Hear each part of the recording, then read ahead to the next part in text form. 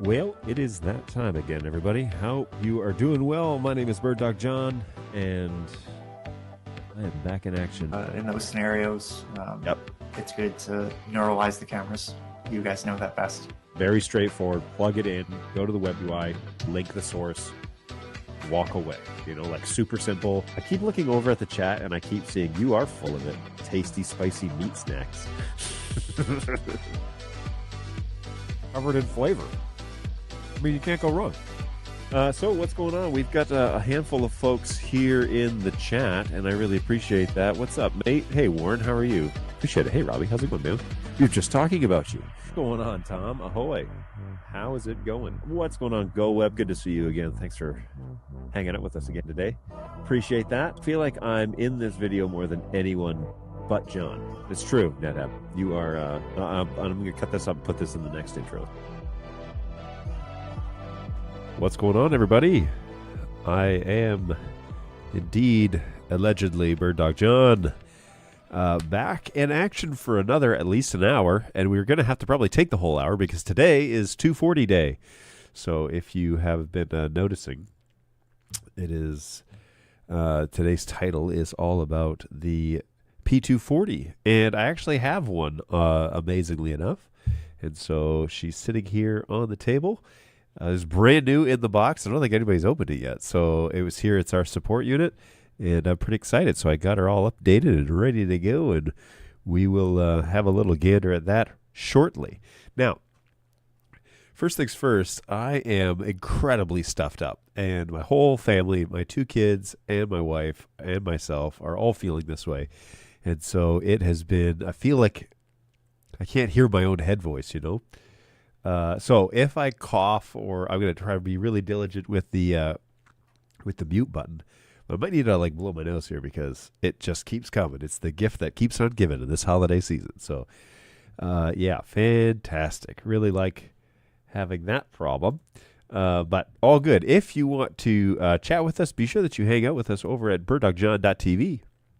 That chat is integrated with vmix as well as now the Twitch chat, which I was able to fix with a good old-fashioned reboot. So that seems to be working, and we're reconnected, we're re-logged in. So when in doubt, turn it off and back on again. Where are we here? Man, I'm really bad with these. I'm really bad with these sound effects that I've supposedly should have it. I thought I had this one, but maybe not. Oh, here it is. Hello, IT. Have you tried turning it off and on again? Yeah, so that is good times, everybody. Good times. So I have no idea what I sound like. Hopefully the RE20 is working some sort of magic that is making me sound better than I think I sound. And maybe I'll listen to my own voice here. Here, I could do that. That doesn't sound too bad. Whoa, that's really that's hard to follow. It doesn't sound too bad, so that's okay. I'm happy that at least it's somewhat decent. But man, I am definitely stuffed up. So I need like a be right back screen or something because that would be advantageous for today's show. We're coming up on the holidays too, so do not forget that we will be closed for a couple of days. And yeah, that's good times. All right, let me run a quick commercial and blow my nose here because it is getting out of control. Here we go.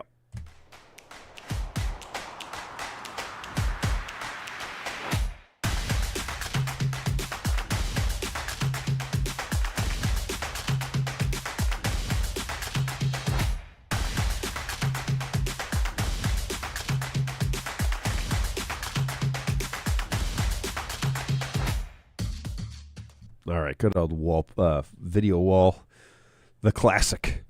Good old 45-second commercial gives me long enough to blow the schnoz. All right, so we're back in action here. Sorry about that, everybody. This is the typical holiday show where everyone's feeling under the weather. So hey, put it in the chat how you're feeling. I'd be interested to know.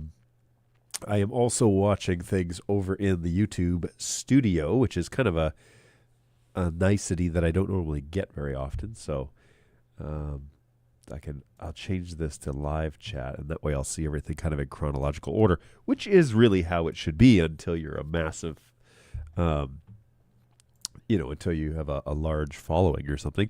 Now, sidebar, the BirdDogjon channel, the channel is growing like crazy. 434 subscribers, which is way more than I've ever gained ever in like 1 month and 28 days. And so thanks to everybody who did that and who's following along at home. Hit that subscribe button. I'd really appreciate it. Always good times having you along for the ride. Okay, so there's two things we want to do today. The first is, of course, our gag that we do, Snacks on Stream. And there are 3 items here that we need to try. Because on Thursday, I'm going to attempt to bring in chicken wings and try some hot sauces that Balu had brought in. And so I wanted to do that today because we had chicken wings last night, but then I totally forgot, and we're down to a single car in our family right now. And so I totally forgot. So we're going to try a whole bunch of stuff and get ready to do 240, which includes Maltesers. I don't know if I'm saying that right. More to share, also known as more for yourself. Revels. These are all like UK stuff. And of course, Galaxy Chocolate Bar, which, full disclosure, I've already tried this and it's amazing. But this one is brand new, so it's going to give the illusion like I haven't. So, good times. Let's run that and we'll get into it. John's just making up stuff to start drama. Look, I don't know. Look at him. Wish me luck, folks. It's my first Vegemite experience.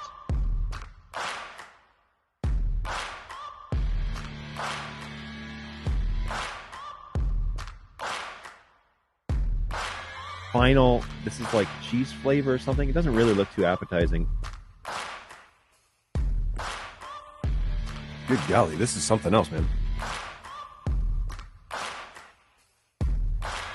Here's the thing about Pop Rocks, and I don't know if I'm the only one like this. Pop Rocks have always been a social experience for me. I did not think that is what you were going to say. That's hilarious. That is awful. Oh, gosh, that's so bad. Jeez. Holy smokes, man. Yep. Good times, great oldies. Can't wait to do Snacks on Stream today with you. And we're doing a bunch of UK stuff. And so, here it is. Well, let's get after it. These look pretty good, although they're like different flavors or something. Assorted centers. What does that mean? So let's have a little look-see. Take the top of that bag. Okay. From what I can smell, they smell all right. So let's give these a try. Today is 240 day, by the way. So if you're here for the 240, you haven't missed it. It is still here. And she's sitting right here on the desk with me. So pretty excited. Ooh, these are pretty good. Whoa, that's a very different center. First one was like a raspberry or something, and the second one was a cookie center. Not that one. Boy, these are unpredictable, but really good. Well, there's another cookie one. So that's like a Whopper for those of you in the States playing along, which I suspect is what these are. So let's keep the party going with this bag. Maltesers. Let's take a handful of those and see what we got. These are really light. Whoa. Hang on.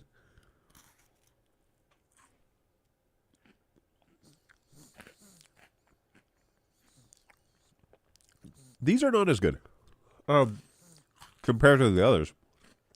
But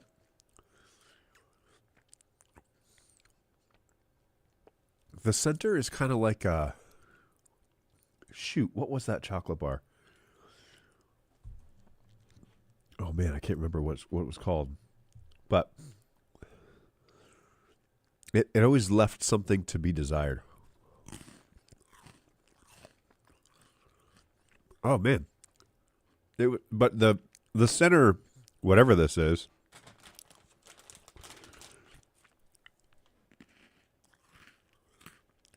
yeah, it's the same. So you probably can't see it. Let me see if I can put this up next to the 240. So the center of these is like this, like porous, like really lightweight, like cookie center. There's a chocolate bar that's like that, and I don't like it. But these are okay.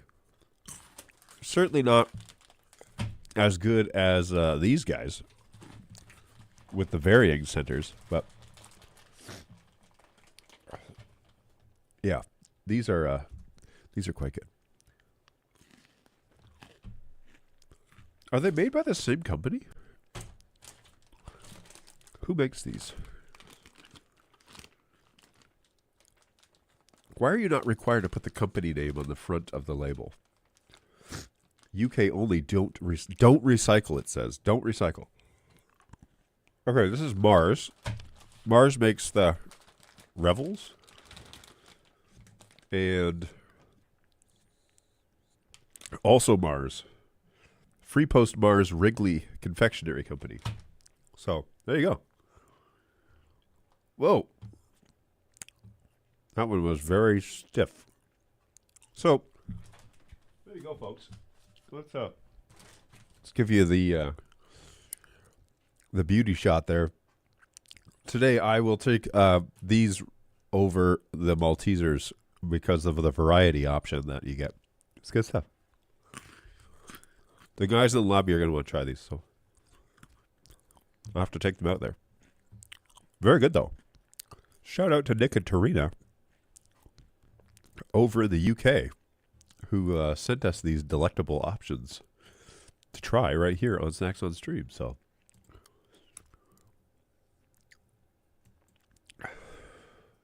with all those snacks, I thought it might be 420 day. Not quite. Not in this office. Well played, NetHab. Well played. Yeah, so Whoppers is what these taste like here in the... What did I say? Yeah. But there's like a chocolate bar that has most, like, this center in them. And it's like, it's pretty long and disgusting. It may be in Canada only, which would make sense. Let's find out.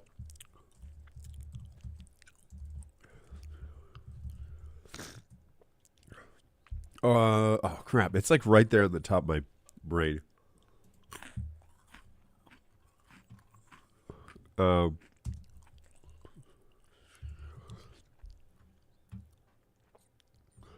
Not a Mars bar, not a Twix, not a Snickers, not like a crunchy, right? Do you guys have those here? No, I don't think you do.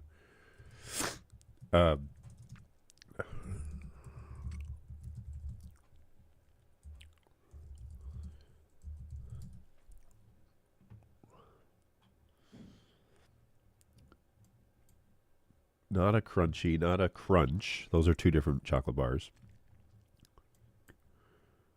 Not a crispy crunch. That's what I'm thinking. Crispy crunch. Ooh, I think it is a crunch. A Cadbury crunchy bar. Ah, hang on now.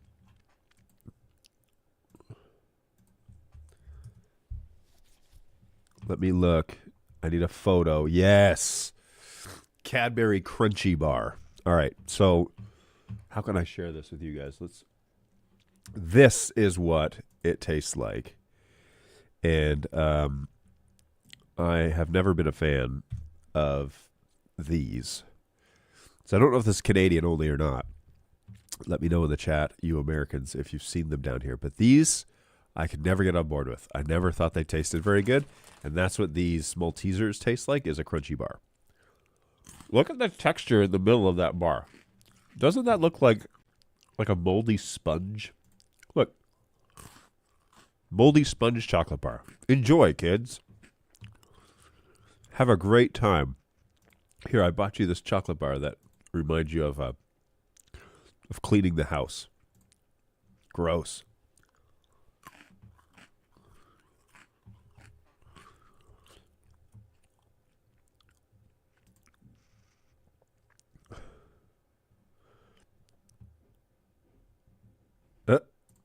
I said whoopers, I meant whoppers. I'm not a fan of them, he says.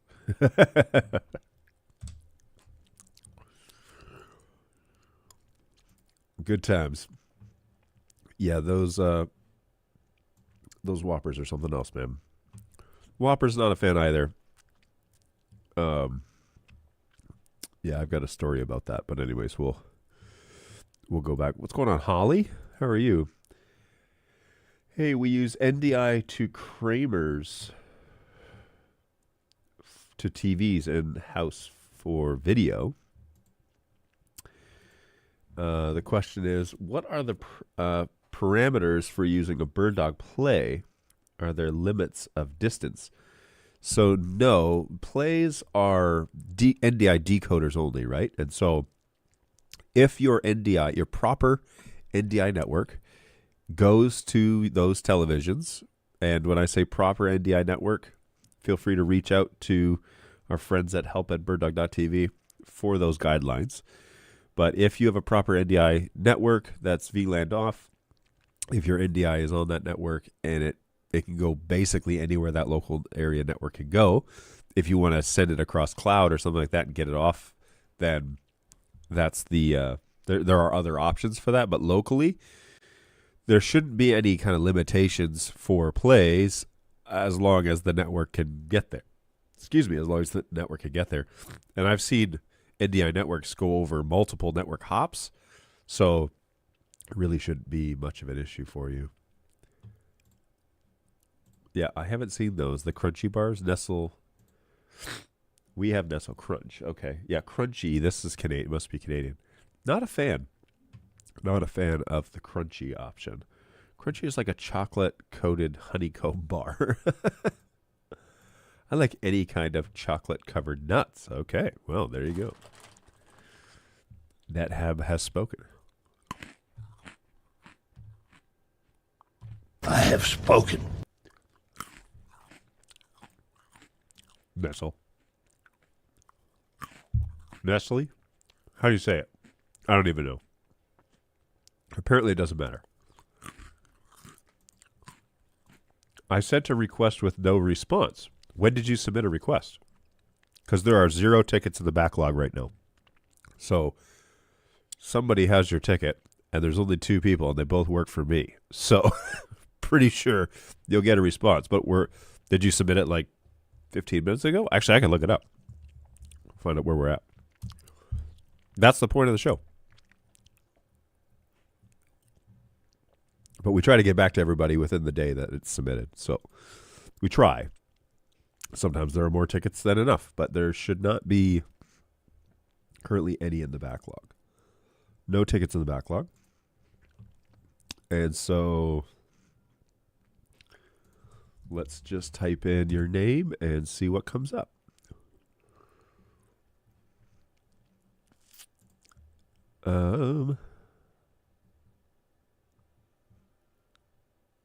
Where are you emailing? UGEGOU. There are no tickets with your name on them. Are you sending it to help@birddog.tv? Hopefully not birddog.com, because that's an underwear company. They will not know how to work a BirdDog Play.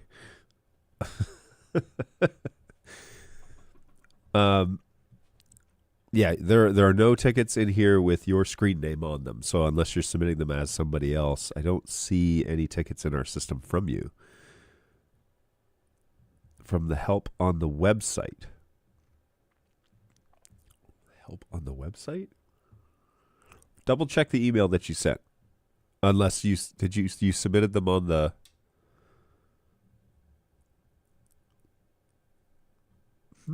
interesting.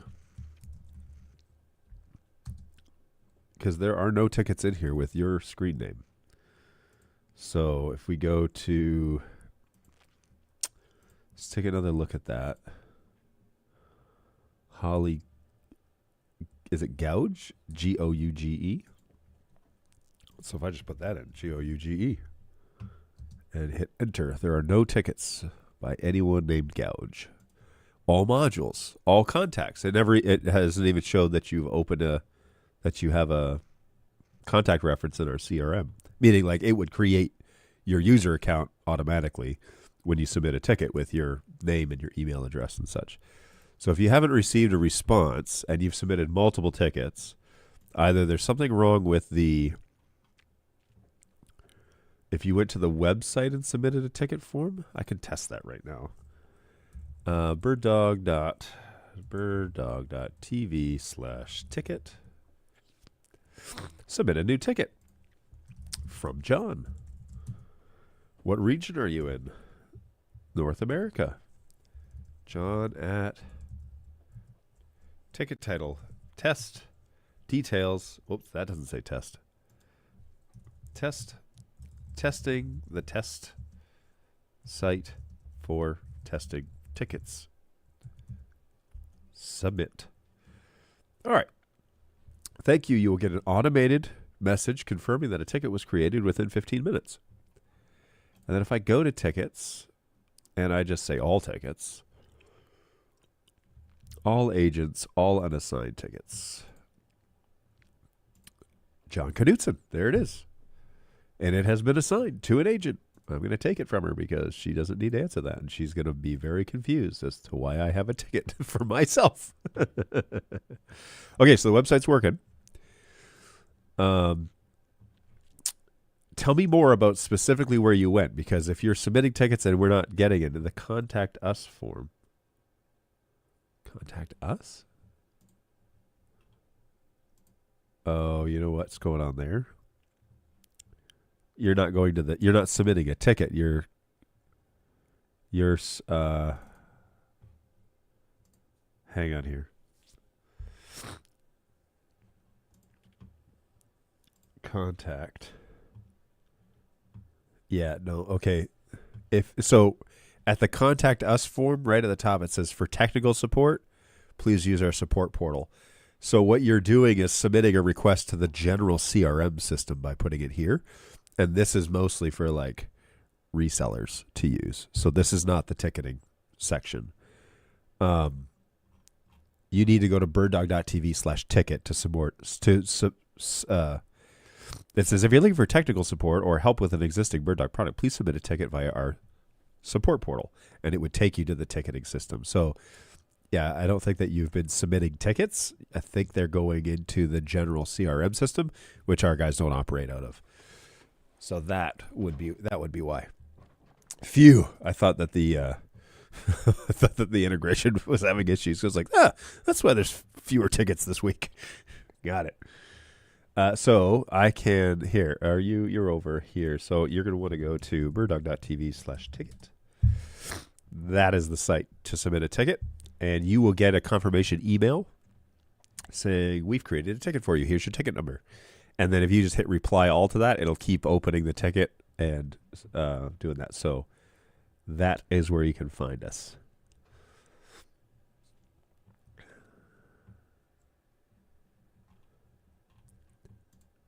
Cool.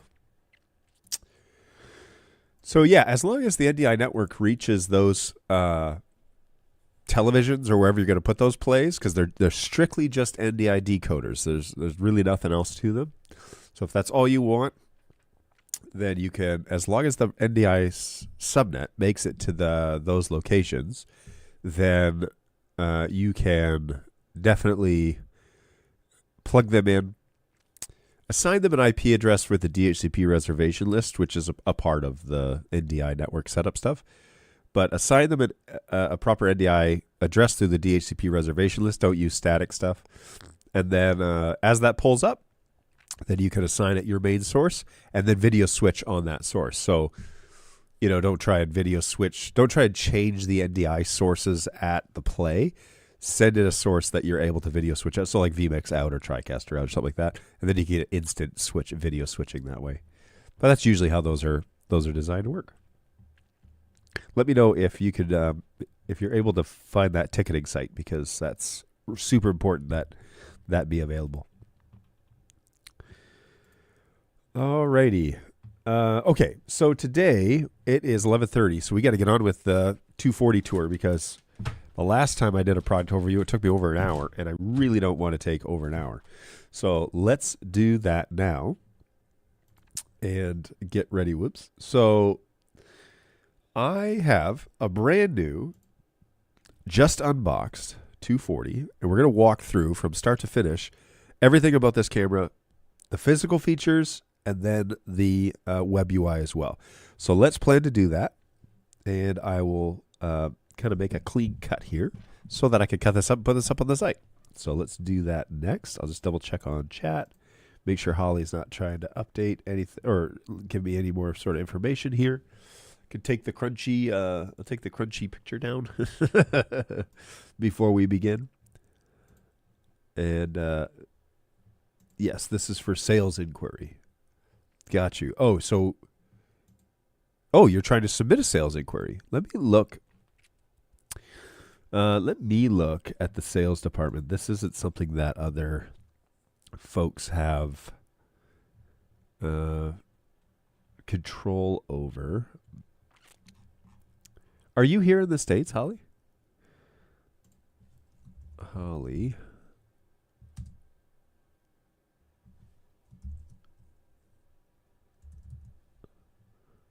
Still don't have any tickets in the pre-sales side of things. I wonder if it's sending it over to the actual CRM. Let me back out here and go over there. Because why not? Let's find out where your inquiries are going. Or if that form is broken, then that's also an issue. But if it's like creating a contact for you, okay, let's do this. Contacts. Let me search for you.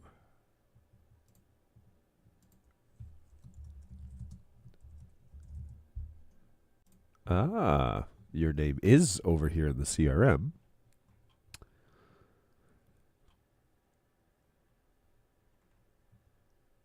Yes. Okay. So what that does is it creates contact information in our CRM. It's literally a way for us to catalog our customers. And I see that you have submitted a question, but it put it under your description of your information. So the guys are never going to see this. So it looks like your account has been assigned to somebody here in the U.S., but you will either want to, you can just email directly, but if you have a technical question, help at birddog.tv or this one, birddog.tv/ticket. That's where you'd submit there. Or if you have a sales inquiry, then you could email hello at birddog.tv, and that would get put into the pre-sale side of things so they could contact you about that. So if you have a question about that, so tech help, this is good for everybody, by the way. And for sales, these are direct lines to those teams. So for technical support, help at birddog.tv. For pre-sales, hello at birddog.tv. Help and hello, those are great. And if we get sales inquiries, we could push them over to the sales team, and vice versa. They could send technical questions back to us. So feel free to reach out to us directly over email. You will get an auto response if you send one to the tech support. We will definitely auto respond. Okay, I am going to set this up so that we can talk about the beautiful P240. But I gotta blow my nose, so give me a second.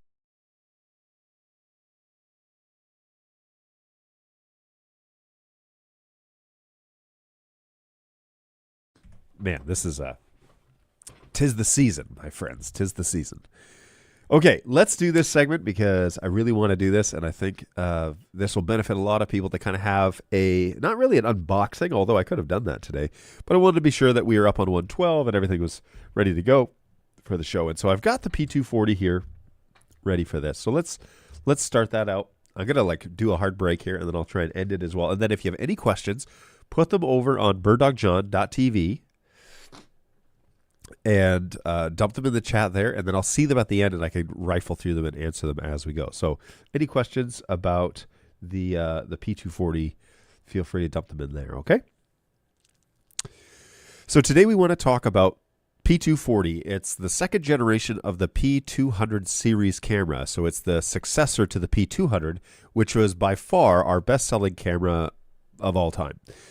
It's an indoor camera. It's generally rated for average ambient temperatures, but it has some great features and updates from the P200 that are now available in the 240. And some of the physical features you're going to notice right away is the tally light on top is now what we call the Mohawk tally light, and it is much bigger and a really key feature when it comes to the second generations of these cameras, but also that the lens is a little bit bigger and that we have an LCD screen on the front. And so this gives us useful data, just like when we had the P110, 120 upgrades for the 100 series. The 200 series now at the 240 has that little LCD screen. And on that screen, it's going to give you the name of the camera, the system name of the camera. It's going to give you the resolution and the IP address, all right? So, and the network name for that matter. But it'll give you some very useful information. And we can turn that off if its security is an issue. But this answers that riddle that we've always had about what IP address is on the camera. Well, now it displays it on the front. And if this display is off and it's supposed to be on, then we know that there's a technical problem with the camera. So it's one more quick little troubleshooting step that we have when it comes to working with the P240. And so we have this little screen, and it's super helpful to give us that data. Now, we also have our little network light here on the front that flashes green and amber usually. And so that lets us know that the camera is up and running and ready to go and that it's on. Some people cover this with some gaff tape, and that's totally fine. That shouldn't hinder the use of the camera, but just know that that's a customization that you're making there on the camera. So that's the front of the camera. We want to spin it around here to the back. Now, one of the really great features here is it has this cool little nameplate, which I like, and a bit of a carrying handle, and that's built into the camera itself. And so you can actually use this to carry it, which is very handy because the old cameras, you had to hold it from the bottom, and that wasn't very helpful. And so now we have this kind of useful handle to carry with. On the back, we're going to go from one side to the other. We have the USB stick update drive, which has had its legendary ups and downs through the years. We don't need this now with, generally, we don't need this now with most of our updates. Most of them are done on the WebUI itself, but the USB stick is there. We also have a resolution dial. That is actually for the base function of this camera and is not needed when you're interacting over on the WebUI for the resolutions. And so you don't need to change that. It just needs to stay in default. And I believe default position is 4, if I'm not mistaken, out of the box. So you don't need to change the dial on the back. That can just stay as default. And then we have RS-232 and 422 ports from left to right there that are for controlling this camera with older protocols, serial protocols, and that's fine. However, our whole world is in the NDI game, and so we want to control this camera with one cable, power this camera with one cable, and we want to get video with one cable. So that's the whole point of buying a BirdDog camera, is that we have a single cable plugged in. We're getting all those elements. There's also then the NDI IP port, which is next, which as you can see is plugged in and the lights are flashing. Next to that is an HDMI out loop out and an SDI port on this one. And then finally, there are some audio jacks here, both in and out for comms reasons, if you wanted to use comms on a camera, which seems odd to me, but some people do, and a loop out on the audio, but also a balanced audio output. And this is an additional purchase. This is the same cable that I believe Atmos uses. I have to, don't quote me on that, but it is an additional purchase. It doesn't come in the box, and so you have to buy the adapter.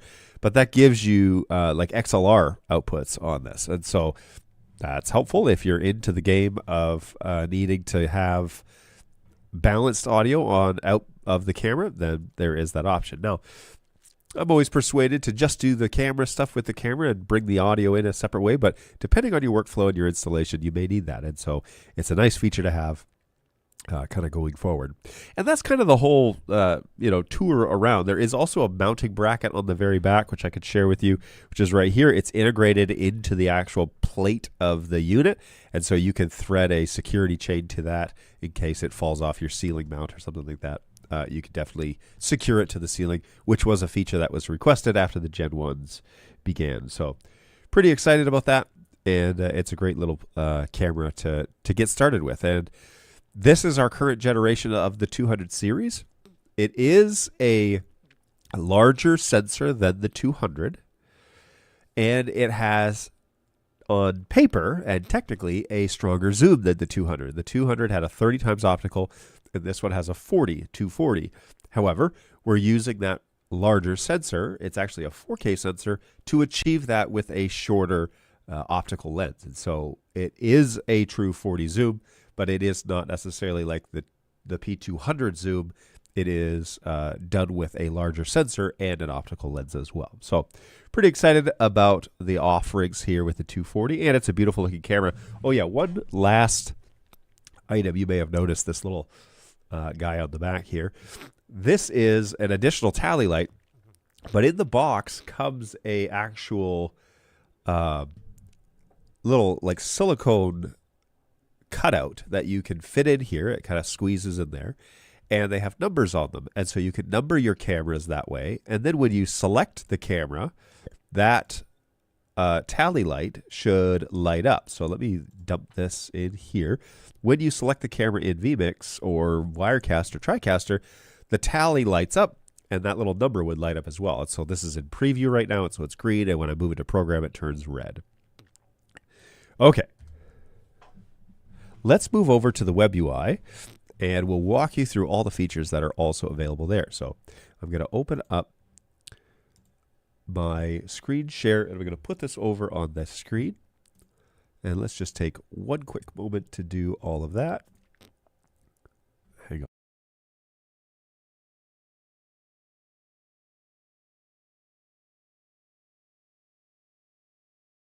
Okay.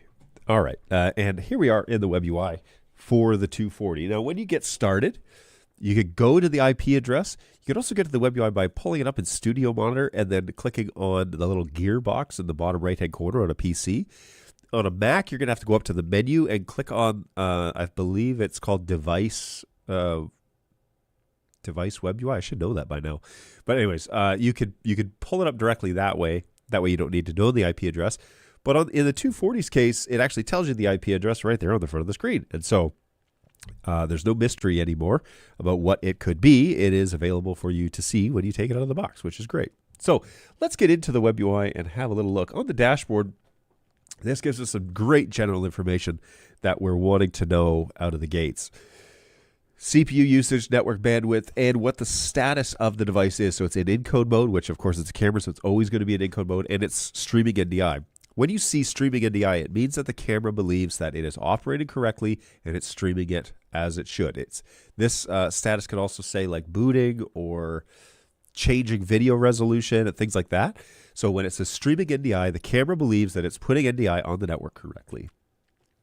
Our video stream name is Cam, and I'll show you how to change that in a minute. The video format is 1080p 5994, and our audio status is set to mute.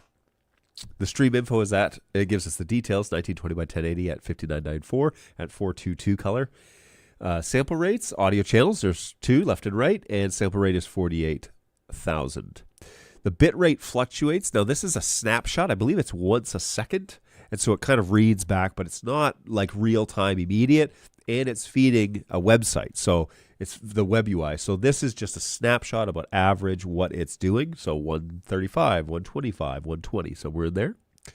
Genlock status is not active, and that's NDI5 Genlock. I'll talk about that in a minute.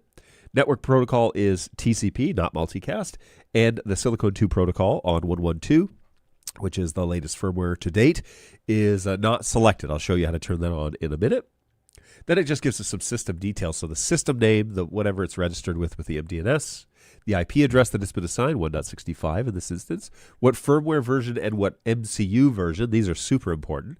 So MCU is set to 9, or is on 9, and the actual firmware is 112, which again at time of recording is the latest. The MAC address, which is very helpful if you're trying to do something like IPv6. It's nice to know what the MAC address is. We actually show that on the dashboard. And the network configuration is not static, it's DHCP. Our status is active. That tells you that the NDI chip is functional and, again, is assuming that it's working correctly. And our network speeds were plugged into a 10-100 1000 port, a 1 gig port on our network. Now, if I click on any of these options here, it's going to ask me to log in to the WebUI. And so by default, all cameras at BirdDog are BirdDog, all lowercase, all one word. And then it will take you into the page that you clicked on. And there's also a login button at the bottom of that page, which has now been changed to log out since I've already logged in. So now on the network page, this is where we would change it to static if for some reason you wanted to go to static or you're wanting to make life hard. You could go to static and put all those settings in there. Be sure that you do all of these things, so including a default gateway address. Now, static configuration guys will tell you on static networks there are no gateways. It is required for NDI. We found that out the hard way, and so be sure that you include a gateway address, and if you want to cheat, you can use a static address of a Windows machine. That actually does work, but DHCP would be preferred, and reach out to help@birddog.tv if you want to see those network requirements. You put in the IP address, your subnet mask, and your gateway. Now, personally, if you want to make this easy for yourself, use a 22255 gateway, subnet mask. It'll give you 256 addresses, 254 technically, but 256. And if you are getting up to 200 NDI devices, you should be on multicast. You shouldn't be in TCP. So you're safe with TCP single subnet. And if you're going to get bigger than that, we're going to multicast. We don't really need to worry too much about the subnet mask range at that point. The DHCP timeout is a function for the camera. When it boots up and it requests a DHCP, an IP address from the DHCP, how long should it wait? Now, by default, it's set to 20. You can make that a little longer, but just know that if you change that, it's going to make the boot up time a whole lot longer. So if you change that and then you restart the camera, it's going to take a whole lot longer to actually boot up. Okay. Now, the fallback address, I really recommend that you not change that because there's really no need for you to change that, and the entire support team is geared and accustomed to looking for 192.168.100.100, including BirdDog Neuralizer. So there's not really a lot of need to change that unless for some reason you're already using 100.100. Again, I recommend you design your networks not using the 100 subnet. It's a pretty common fallback address, and it would be advantageous to pick something else for 192.168, I don't know, 1 or 70 or something else. And the fallback subnet mask, not too sure why we even allow to change that, but you can if you want. The BirdDog name is the local name on your computer. And so, for example, if I wanted to change this, I could change it to birddog.p240. And when I hit apply, I would go to a new WebUI and type in birddog-p240.local/. And if you hit enter, it will actually take you to the WebUI. You can change the local name of the device to be something that's more accustomed to what you want to use. It's a very helpful feature, but by default, it's set to the last 5 of the MAC address. And so 99BB7 is the last 5 of my Mac.local. That's what shows up in Studio Monitor. Okay, so when I open Studio Monitor, it's going to say BirdDog dash, in this instance, it'll say 99BB7.local. Well, it won't say .local, but it'll say 99BB7. If I click on that, it will say cam, and if I click on that, it will show me the feed from this camera. More on that in a minute. Transmit method is TCP. You can use our UDP, but quite frankly, if we're splitting hairs at that point, we really want to be talking about a real multicast NDI network. Netgear 42, 4350s are a great option for that setup and configuration. But if you're using a small NDI managed DHCP network, we're going to just leave it in TCP, and that will be sufficient. If you do change it to multicast, these other 2 fields can be manipulated.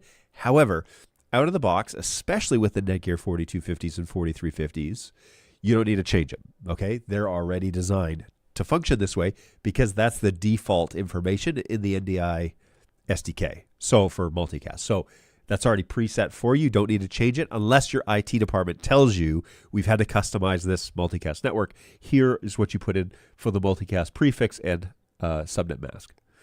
Okay, and the TTL for that matter. This is where we would turn on Discovery Server. If for some reason you have to run a static network, use a Discovery Server. It's not even optional, all right? Don't even make it an option at this point.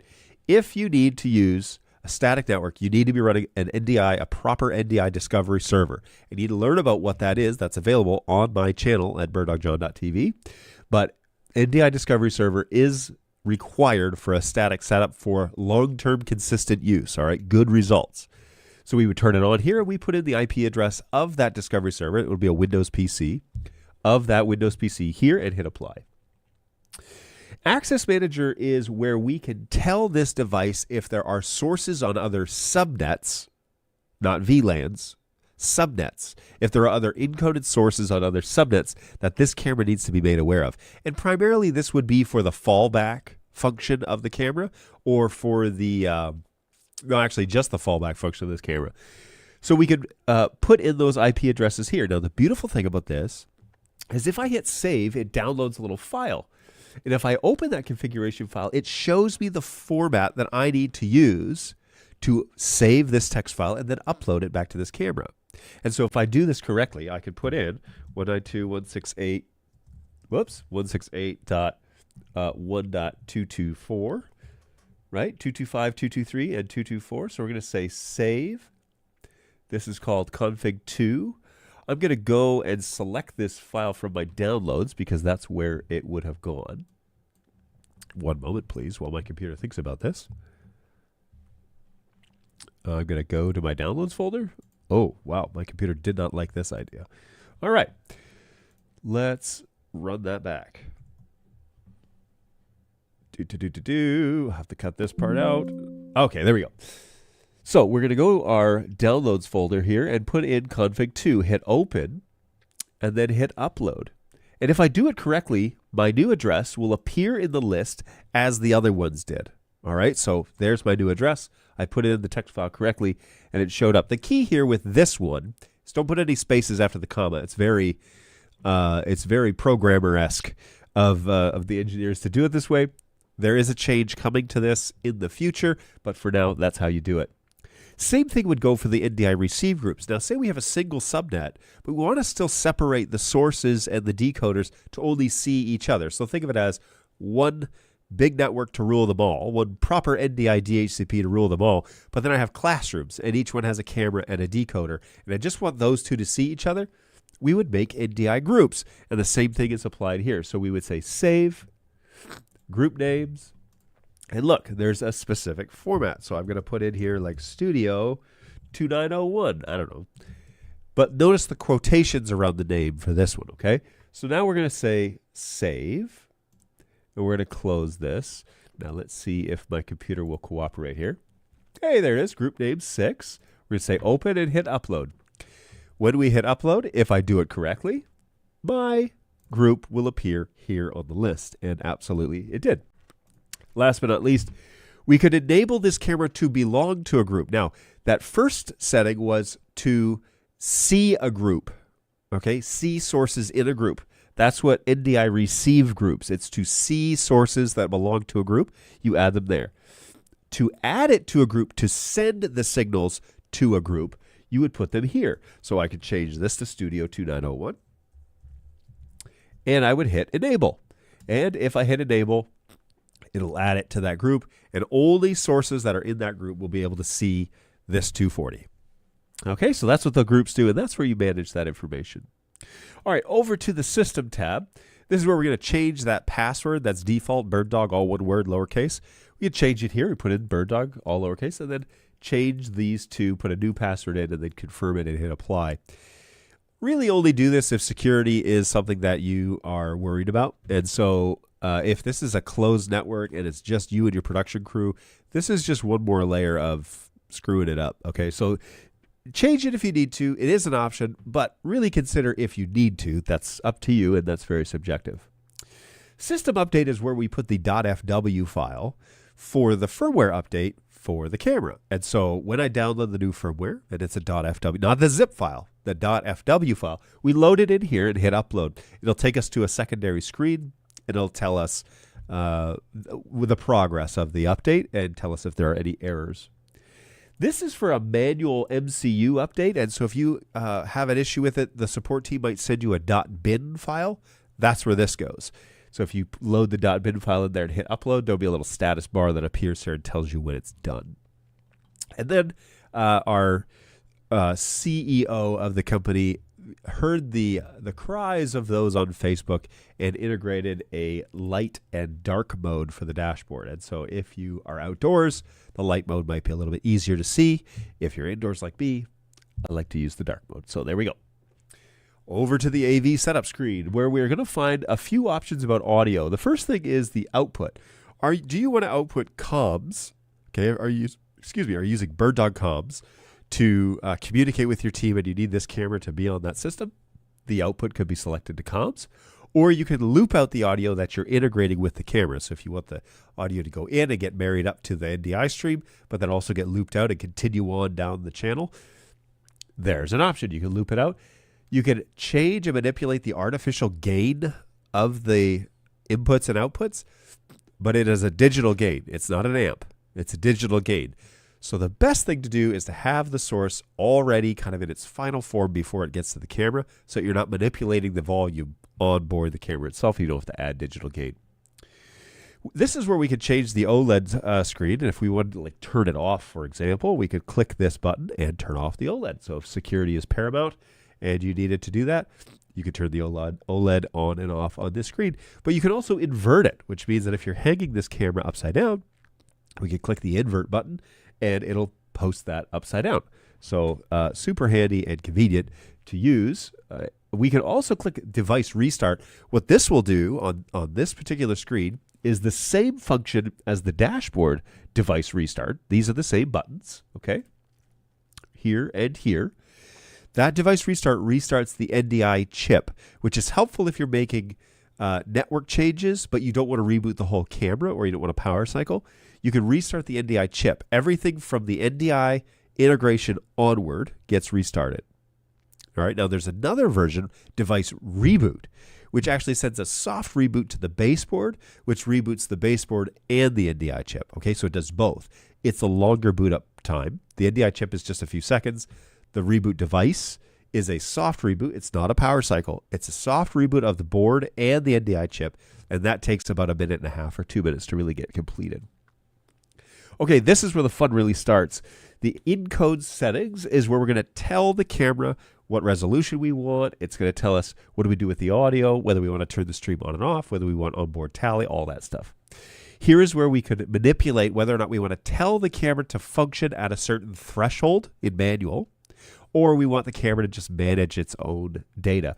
I prefer NDI managed. If I'm compromising on that level, that means my network is probably not going to be good enough to handle NDI. So if you're manipulating the manual bit rate, which is what you would do here, by the way, in manual, if you're manipulating the manual bit rate, you're really flirting with a network not being good enough to actually run NDI at full throttle. This is that stream name.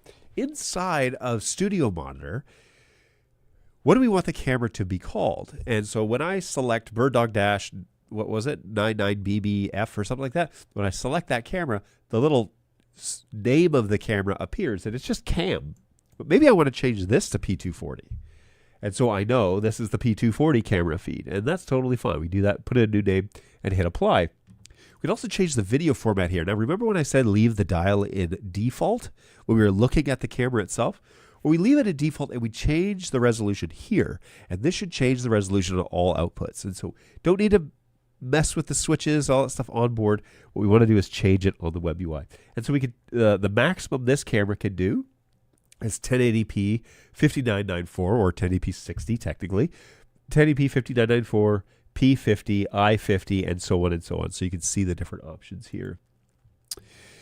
NDI audio. Do we want audio to be added to the NDI encoded channel? Okay, so that the picture itself, do we want audio to be embedded? If you turn it on, it adds a bit of bit rate, not much, but it adds some. If you mute it, it removes that. And so it saves you a little bit on the network side. So that's where you do that here. You can also tell the camera to just stop streaming NDI. And it goes to a screensaver, which is very low bandwidth. Keeps the camera on, but it stops streaming the actual video stream. And so you can turn that on and off here. When you turn it off, it goes to a screensaver. Well, this is where you would choose what screensaver you want it to go to. By default, it's to a BirdDog logo.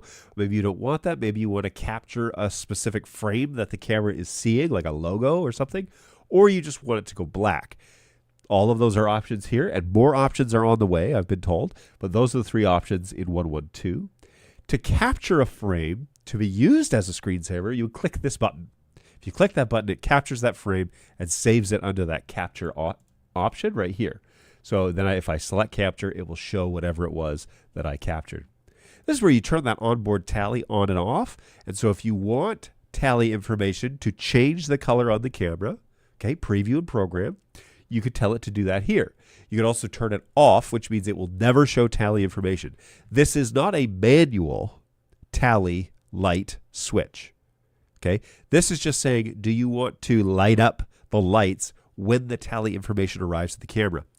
All BirdDog cameras accept metadata NDI tally information, meaning that vmix or Wirecast or TriCaster need to send the tally commands to turn on the light. There isn't a manual turn it on or off option. It needs to be sent from your video switching program. Genlock source. This is NDI 5 Genlock, which we won't really go into much, but if you want to select a source to lock to the time code on that device, you would do that here over NDI 5. And you can search for your sources here by hitting refresh a few times and then pulling them up and selecting the source that you wanted to lock the time code to. Again, I'm not going to get into NDI 5 Genlock. It is not like the traditional Genlock, so differentiate between those two, but that's where you would select that source there. And a failover source. So this was when I was saying you could add it to other receive groups. Well, if you wanted this camera, if this camera had a malfunction and stopped encoding NDI, you could tell it to reflect another source on the network so that you don't have dead air. Okay, so maybe you have 2 cameras, and if one of them dies, you want it just to point back to the other one. That's a good use for failover sources, just in case something goes wrong. You would select that there and hit apply. You can also reset the source list, so that flushes basically the cache, and then you hit refresh a few times and it gets a fresh list off the network. This is why it's important to have an MDNS and a proper NDI network, a DHCP server preferably, and if you're in static, you have to have a discovery server for that function right there. Okay, that's really paramount when we're decoding NDI. Okay, there's that screen. But there's an advanced tab. And in the advanced tab, this is where we set the Silicon 2 options. Now, with Silicon 2, we're able to get an HX source or an SRT source, RTMP, RTSP. We're able to get those, one of those, off of this camera simultaneously to the NDI and SDI and a bunch of other things. So simultaneously, we're able to select a different protocol, in this instance, NDI HX. And then we can say, do we want a constant bit rate, and at what rate do we want that, or do we want a variable bit rate? And we change the GOP size here and the iframe and all that. I like the constant because it takes a lot of the guesswork out of setting this up. And we could say low, medium, high, ultra, or you could say custom and then set your own custom here. The key is the faster or more bit rate you go, the less latency you'll have and the nicer picture you'll have, but it will require more bandwidth. And that's the great question when it comes to, do I do full NDI or HX? Full NDI is the sports car, HX is the economy car.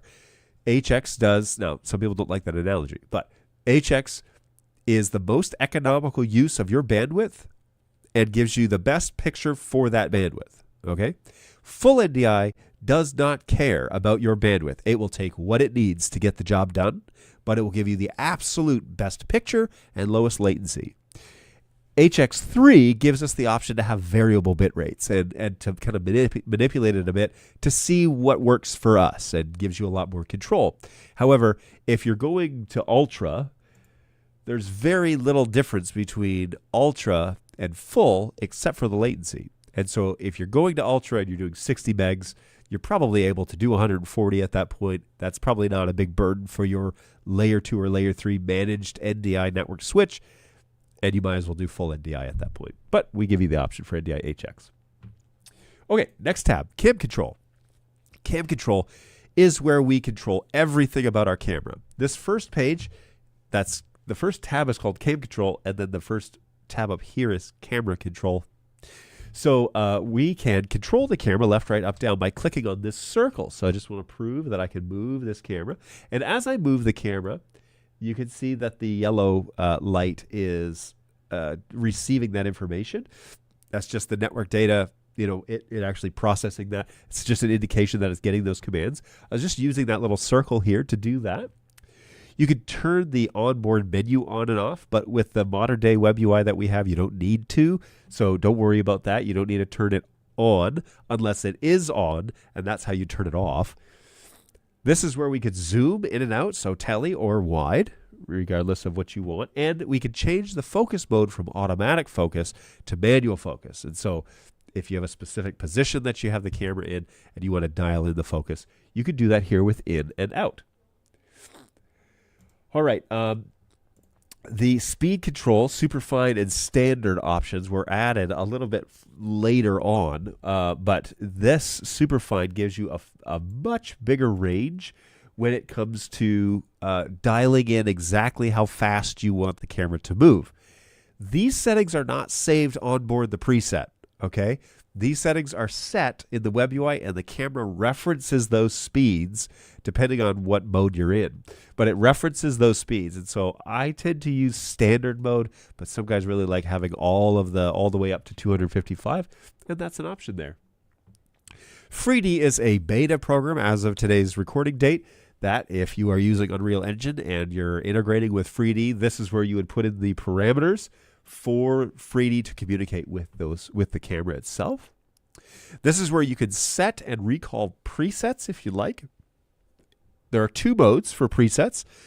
You can select PTZ only, which is pan, tilt, zoom position only, or we can save all the camera settings, well, not all, most of the camera settings, and the PTZ position. This will save pretty much white balance, exposure, a bunch of other things, except for the preset speed.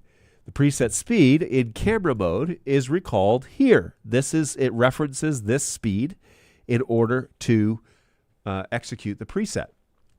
When you are in PTZ only mode, it references this. Again, these speeds are not saved in the preset as of today's recording. They're not saved in the preset. You set them here, and then the preset calls the position of the camera with that speed. Okay? So you can recall PTZ only or camera, and you would really change these when you want to save the position. So here I want to save all the camera settings. I've got it set up exactly as I want. I want to save the camera settings. I'm going to click on camera. I'm going to click on save. It's going to turn green. And then while it's green, I'm going to click the big number 1. And now preset 1 is saved.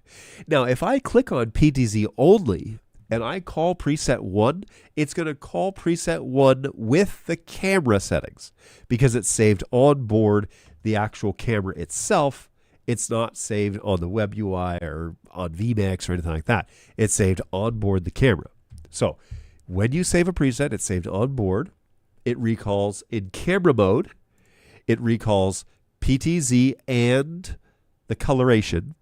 And for the speed, it references the pan speed, the tilt speed, and the zoom speed here. When you recall a preset on PTZ only, okay, if I save preset 1 or 2 with PTZ only, and now I click on preset 2, it's going to recall preset 2 PTZ only. It doesn't matter now what that box is clicked. And it's going to reference whatever this was last known to be, which was 20 when I turn it back on. So that's what you need to know about presets. Okay, exposure. This is the fun stuff. This is colorizing your image. And for many of you, you don't have full-time colorists, and so full auto or semi-auto might be in your wheelhouse. However, you'll find pretty quickly, especially with different white lighting options, that you're going to want to learn how to use manual mode. The key here is to try and use as little gain as possible. And what I'm going to do is I'm going to put this image in the little box that's next to me here on the desktop in replace of my picture, okay? So let's go to, let's do that real quick. And I'm going to add this camera and it's looking at the 240 that's up there with the yellow tally lights on it right now. Okay, so, and I've turned the gain all the way off. Now, when I had it on, it looked like this, okay? Now, also, this is a low bandwidth feed of this camera, just not to flood my network. What I want to do is I'm going to turn that gain all the way down. I want to try and colorize this image with as little or no gain as possible, and I'll explain why in a second. The next thing I'm going to do is I'm running at 1080p 60 or 5994, and so let's use 1/60 as our base shutter speed. Now I'm going to open the iris up slowly and try and accept a little bit more light into this image. So I'm going to manipulate this a bit, and this is wide open. Okay, so that is pretty dark. It's not enough light for the 240 to function. So now I'm going to back off, and I'm going to go down to 1/30. Still pretty dark. Now, I'm looking at a dark corner, by the way, and so it may be better to look at me. Why don't we do that? So let's take a look at, of course, this show is all about me, so let's look at me. Okay. I'm just going to switch over to the 240. There we go, so that you guys can see it's zoomed way in on my shirt. All right, so here we go. All right, so I have studio lights on, and I am shooting at 1/60. So now let's change this to 1/60 because that's where I kind of want to camp out. And again, my iris is down to 2.4. If I zoom all the way out, do I get any more? That is all the way out. So that is as low as the iris will go in this instance. So I have one of two options I could go with. I can increase the gain slightly, or I can lower my shutter speed, all right?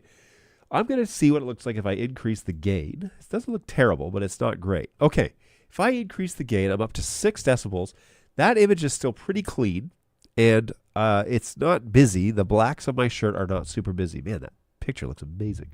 So I like that a lot. Let's go with that for now. All right, so I got 1/60. The iris is wide open. Now, we can manipulate this a little bit and change the iris so I'm not operating at extreme. So maybe like 2.4. That's pretty good. So let's go with that. 2.4. Now, the next tab that we want to look at is white balance. I got to look at this camera now. The next camera that I want to look at, or option, is white balance, because although this image looks pretty good, and my office is green, these are lights, by the way. My office is green. I don't want to operate in manual white balance mode. So I'm going to switch over to user, and I'm just going to do this for funsies and manipulate these like crazy, just to show you that these things, actually work. And what I want to do generally is probably try and get these pretty close. We're really green, so we're going to go head towards the blues. That's too blue. There's my skin tones coming back a little bit. So let's settle down there. And then let's try and, dial this in. Way too red. All right, it still looks pretty cold. Let's bring that down a little bit. Now, one of the things about my shots doesn't look too bad. One of the things about my preference, and by the way, all of this is about your preference. Okay, it's subjective to you. Don't call up the help desk and say, why does my camera look bad? It's like, well, what does bad mean? You know, what do you want it to look like? What do you think the camera is supposed to look like? So just generally, this is pretty close. It's not dialed in, but it's pretty close. So you need to decide what that's going to look like. But I'm going to change a few things on some of these modes. Now, let's go back to white balance. There is a color matrix on board this camera, which means that we can manipulate individual colors if we want with the matrix, and we can also do broad up and down. So if you find that maybe like the reds are too hot, you can pull some of those out. Now, I think actually more the magenta. So let's go this way. Because, I don't look well. I look purple. Let's change that. Let's see what these extremes might do. Ooh, my skin tones are a little bit more appropriate. But you can go in here and you can manipulate the matrix, as you can with most of our cameras, by the way. You can manipulate the matrix. I don't like that level being so high. It doesn't look terrible. It's kind of hard to see in that small screen, but we're making minor adjustments. Me personally, I don't like getting into the matrix too much. I like camping out right here on the white balance and getting it as close as I possibly can, because one of the things that I want to do, there are some detail options here, and we can leave this in full manual, or we can open up full auto, detail mode, full auto, or we can change all of these, like crispening. You can like crank up the sharpness. You can do a whole bunch of stuff here that allows you to really dial in the image. Because this sensor is a lot larger than the 200, we have a lot more picture options. But I'm going to leave that in auto, and I'm going to go over here and just make sure. On the picture settings, by the way, if we need to like hang this upside down, we could totally do that here. We could mirror the image if we wanted to like mess with people and pretend like our whole world is backwards. There is an IR cut filter on this, and so if you need IR for something, okay, go for it. And there's a stabilizer. The stabilizer is going to crop the image a little bit, but if you have a really like shaky wall with a door that has like a panic bar door on it, you know, those like heavy doors, there's not a whole lot you can do about that. But for minor shakes, for HVAC issues or whatever, you might get away with setting the stabilizer on. And so that's helpful information there. But what I want to get to with this image is the gamma settings, is because this is where you can kind of set a lot of that, and you can really dial in some of the blacks on the image. And so we're going to do this. Ooh, there's actually a black level on this one, which is amazing. I'm going to go back to 0 here, and I'm going to manipulate this level. Ah, man, this image is just so stinking cool. You can, of course, change this however you want. Obviously, that's way too much, but you can manipulate this however you want so that it'll look the way that you want it to, and so that you get the proper contrast, you get the proper black levels that you want. This camera can do this over the 200, which cannot, okay? So if you're going to buy a brand new camera and you have the budget for it, the 240 is a great option because you have the level of black level control on the camera itself, which will really give you that studio, professional, finished look, okay? Especially if you're streaming. It'd be really helpful. Okay, I know I blazed through some of those cam control options, but those are the highlights. This is where we can enable things like scopes, which are free on BirdDog cameras. You pay an arm and a leg for scopes elsewhere, guys, but here we give them to you on the firmware. So when you buy a camera, you actually get it, and you can enable them on the WebUI right here. So we can say on, and it will put the scope on the screen. Now, again, this is low bandwidth, so maybe I should try and, can I change that? Yeah. So here, whoa, look at that. That's such a crazy, it looks so good. So here are the scopes, and this is my histogram. I can change this to waveform. I can make this bigger, by the way. Let's go large. So waveform, many of you will be using histogram and probably vector scope. These are the ones that will really help you dial in skin tone, will really help you understand what's going on in the image, you know, all the way around. So vector scope and histogram, these two are super helpful. There's also RGB parade. That is a fourth option on here. And so this would be great for balancing that color. So let's change this now. Go back to cam control. Let's go back to our color, white balance. And you can see our reds are really low in this image, and our greens and blues are really high. So what do we do when we change this? Okay. Let's go exposure. Oh, sorry. Ooh, this is cool. Reds are low. That's not really manipulating much of the red. That's going the wrong way. All right, that's not super helpful. Check this out. Whoa. It's like slowly dialing in. That's a much flatter image. I mean, that looks really good compared to what I had. This could bring the blues down a bit, but I kind of want to keep the blues and the greens all. Now, it's probably high in the greens because my whole backdrop is green, right? But this would be a great place to balance that image if you wanted to and get you pretty accurate. And it's on board. It's free with the BirdDog camera. Now, scopes are available on all of our cameras. And so if you buy a BirdDog camera, scopes are an option, but the P240 has a lot of control over all of these different options. And so that is where you would turn scopes on. You can see it here on my image. If I cut over, whoops, wrong one. If I cut over to, oh my goodness, I'm lost, to that camera again, you can see those scopes and we can turn them on and off. So that's program, right? That's the full NDI feed. So we can turn that on here. And then preview. You can also, if you're looking at the proxy streams just as references and you don't want to use full bandwidth, you can turn on scopes on preview but not on program. So the full NDI stream goes out without the scope, but the low bandwidth version, which I can change, watch this, I can say low bandwidth in vmix, and guess what appears? The scopes, right?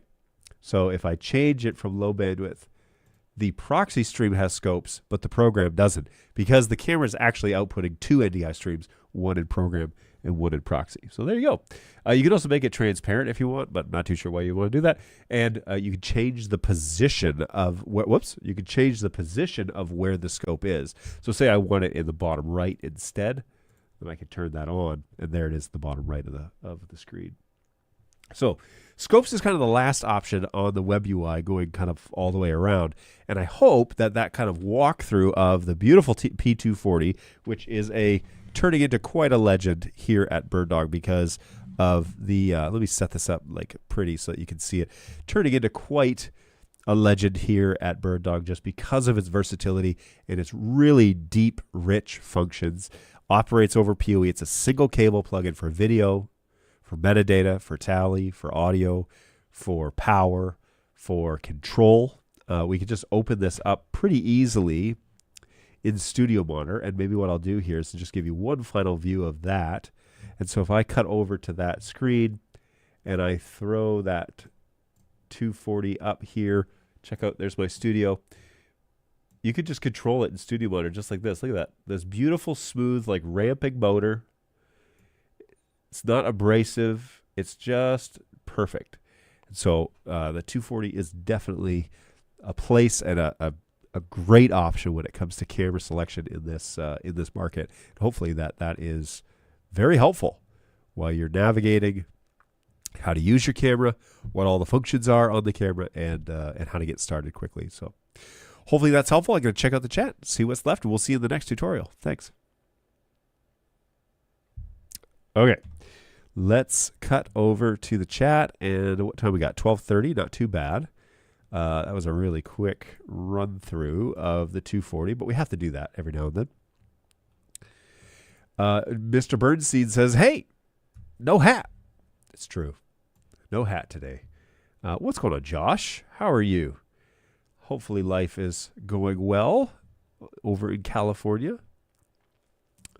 Always good times to have you around. He says, hey, Holly, the limitation is the distance of the Ethernet cable. 100 meters is the spec. Use a quality cable, not something basic from Amazon. I prefer a Belden branded cable. There you go. Wise words of wisdom from Mr. Bernstein. Jake Feynman says, hey, John. What's going on, Jake? How are you doing? Say hi to the gang for me. I definitely will do that. And right back at you. Hopefully you're doing well. Also in California. I think that's where you're at right now. What is going on, Laura? How are you? Hey, any tips on using tracking? I did a show where we used 3 of our BirdDog cameras for tracking. It was like juggling. Lots of resting. I used... sorry, where are we here? I used it with P240s. Hey, this is a helpful walkthrough for the UI. Amazing, thanks. Some of those I had no idea, which is scary because I've been using these for 3 years. That is the point. We don't have walkthrough guides available. That's why I want to do them. I want you guys to be able to be like, how do I use this thing? Boom, pull it up. There's everything you need to know about getting off the ground with the 240. And again, everything's in the manual, but nobody's reading those things. So there you go. Oh, I'm sorry. This is XLR input, not output. Correction. So I'll have to put a little notation when I say that. But yes, the that little camera shot here, this right here, with the balanced XLR, That's input, not output. Sorry. Now, does it not have an in and an out? I thought it had both. I could be wrong. I have been wrong before, and I will be wrong again. But I thought it had both in and out. Maybe I'm wrong. Very likely. So, yes, anything about tracking. So, in Cam Control, I'm assuming, right? Another program called Cam Control. Cam Control, Cam Control, Cam Control. Why don't we name everything Cam Control? So, it is very much so like juggling. I've done this before. I've used different types of cameras that have tracking on board, like our camera that has this tracking in the software. I've done all those things. It's kind of all the same. Really what you want to do is have a go-to safe shot and then let the cameras do the self-tracking and go to the safe shot if anything screws up, essentially. But it gives you the option of 4 cameras that are all on motors, and then you have a 5th camera that's basically just a wide establishing shot, and then you can jump between the cameras. That works pretty well for me because it allows your talent to walk around on stage. Likely one camera may have an issue, may lose the tracking, but the other 3 won't, or other 2 won't, and then you have an establishing shot. So if something really goes haywire, you can switch to that real quick, and the audience is none the wiser. But I did do a Cam Control walkthrough a little while ago on my channel, and I do give some recommendation specs for that product. So go to birddogjon.tv and just do a quick little search for Cam Control. And I do talk about tracking in there, and I tell you about what settings to kind of go for, especially like the horizontal and vertical tracking error correction or coordinates or whatever it's called. That's the one that you should watch because that I think is super helpful, and it makes things look a little bit more natural. The 240s I love because their motors ramp, which means that the motion is not jerky. It doesn't they don't get to the spot on the frame and then it's moving. It actually starts moving quite smoothly and looks very natural, so I like that a lot. Okay, that is today's show. Now, I am struggle bussing right now with this dude because I'm all stopped up. So I really appreciate you guys coming along for the ride. Hopefully you have been able to find something helpful today. We will be doing, I believe, the P400, if I have one. I'll have to look. But we're slated to do the P400 on Thursday. That will be the last show before Christmas. And so everybody brace yourselves. Christmas season is upon us, but we will be back on Thursday from 11 to 12 Eastern time right here, birddogjon.tv for more fun and games. I'm really going to try hot sauce. If I don't bring the chicken wings in my air fryer, then I have to just try the hot sauces straight up, try them. So that might be fun for everybody. And then do a show on 400. But we will see what happens on Thursday. In the meantime, though, hopefully you are well. And hopefully you're not all stopped up like I am, but hopefully you're feeling good and you're looking forward to the holiday season, which is right around the corner. And that is where I will leave you. Happy holidays, everybody. Take care of yourselves. Be sure you take care of each other, though. That's super important. There's not enough of that going on in the world these days. So look out for one another. And we'll see you back here in a couple days on Thursday at 11 o'clock Eastern time right here, birddogjon.tv. Take care of yourselves. We'll catch you next time. Bye, guys.